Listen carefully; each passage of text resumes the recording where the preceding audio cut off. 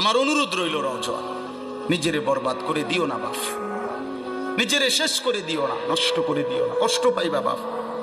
একদিন কবরে তোমার 14 গোষ্ঠীর কেউ থাকবে না, একদিন হাসরের ময়দানে তোমার পাশে কেউ থাকবে না, তুমি শুধুই একা।